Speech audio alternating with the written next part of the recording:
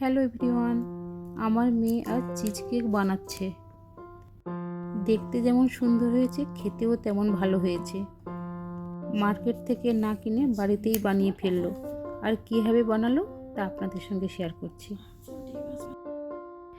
এখানে নিয়েছি blueberry, strawberry, lemon, vanilla essence, sour cream, ডিম, cream cheese, butter, 1 packet biscuit.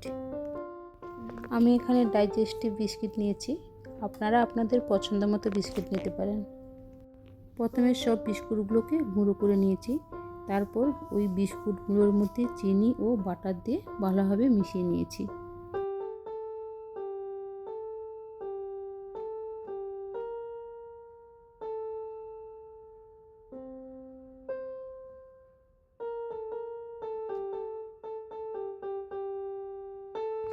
এবার দুটো ফয়েল নিয়ে বাটার ব্রাশ করে ওই বিস্কুটের গুঁড়োগুলো ফয়েলের পাশে চেপে চেপে দিয়ে দিতে হবে, যেভাবে দেখানো হচ্ছে ওইভাবে।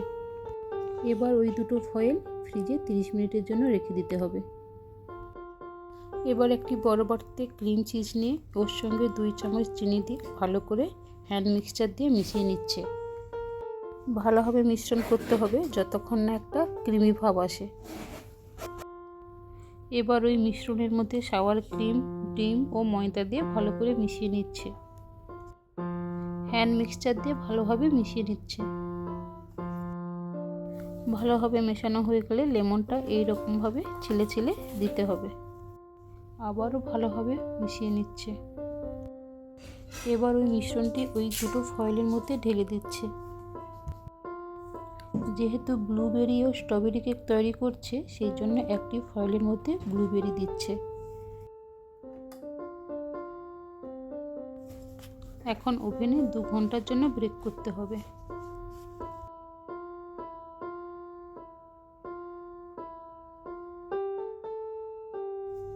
এখন ব্লুবেরি ও স্ট্রবেরি সস বানিয়ে নিচ্ছে।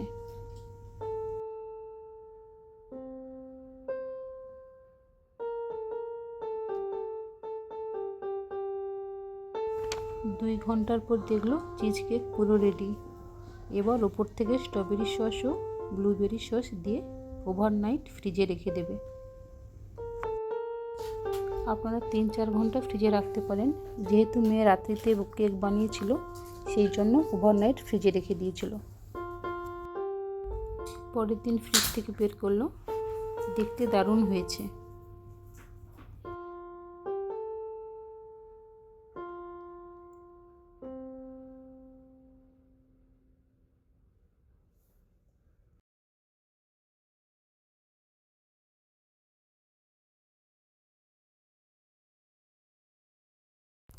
আপনারা এইভাবে বাড়িতে বানিয়ে নিতে পারেন, বাচ্চারা খুব খুশি হয়ে যাবে।